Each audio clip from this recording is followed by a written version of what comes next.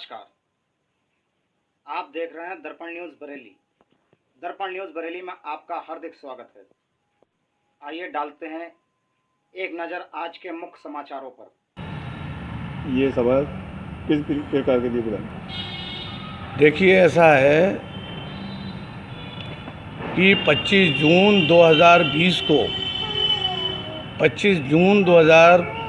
को केंद्रीय सरकार जो है लॉकडाउन के समय तीन किसानों के लिए नए बिल लेकर आई, जिसमें जो है वो तीनों कानून में ये है कि एक कानून में ये है कि एक देश और एक कृषि प्लेटफार्म होगा, और दूसरा बिल जो है उसमें आवश्यक वस्तु अधिनियम है, उसमें जो है केंद्रीय सरकार ने संशोधन कर दिया, जिसके अंतर्गत काला बाजारी यानी कि जमाखोरी करना अब तक जो है वो अपराध था, और केंद्रीय सरकार ने वो जो है काला बाजारी को छूट दे दी है कि बड़े बड़े पूंजीपति जो हैं वो मतलब बेहिसाब मात्रा में जो है स्टॉक कर सकते हैं।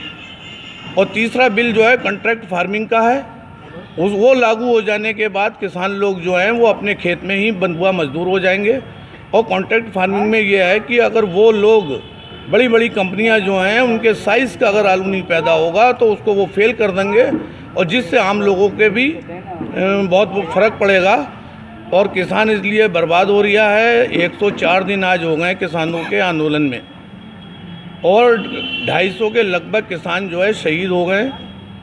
केंद्रीय सरकार या राज्य सरकारों ने, किसी ने भी, बीजेपी सरकार के किसी मंत्री ने और विधायक ने आज तक जो है शोक संवेदना व्यक्त नहीं की कि ये जो हमारे 250 किसान हैं ये हमारी प्रजा है या हमारी जनता है, इसके लिए दुख व्यक्त करने का भी समय नहीं है। और राष्ट्रवादी कांग्रेस पार्टी सहित और 12 अन्य दल भी शुरू से ही इस कानून का विरोध करते आ रहे हैं। हम भी अपने बरेली जनपद में और उत्तर प्रदेश में इस कानूनों का विरोध करते चले आ रहे हैं, और हमारी भी एनसीपी की, राष्ट्रवादी कांग्रेस पार्टी की भी मांग है कि किसानों को न्यूनतम समर्थन मूल्य दिया जाए।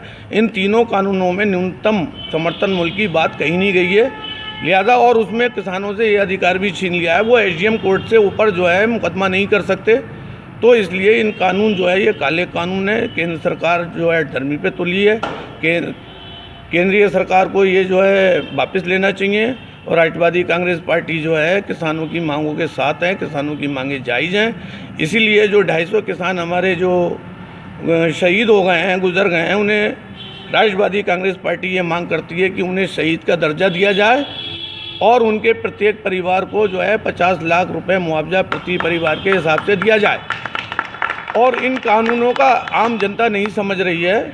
इन कानूनों का असर भी ये होगा कि अंबानी और अडानी ने जो है अपने बड़े बड़े सैकड़ों बीघों में अपने अपने गोदाम उनके 2 साल पहले से तैयार हैं, और जब वो सारा फसल का स्टॉक खुद कर लेंगे तो काला बाजारी बढ़ जाएगी, और वो मन मुताबिक जो आज हमें आटा 25 या 30 रुपए किलो मिलता है, हो सकता है ये कानून लागू होने के बाद आटा हमको 100 रुपये और 150 रुपये भी खरीदना पड़े, तो आम लोगों के ऊपर भी इसका प्रभाव पड़ेगा।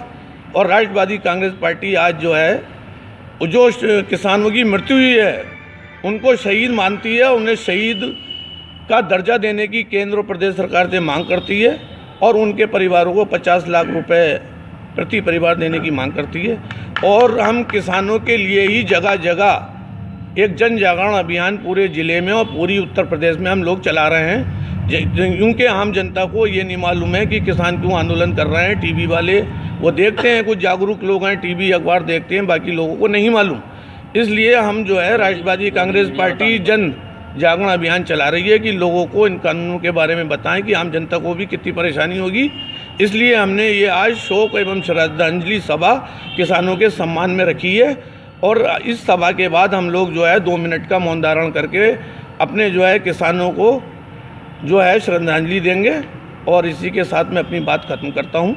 जय हिंद, जय भारत, जय जवान, जय किसान।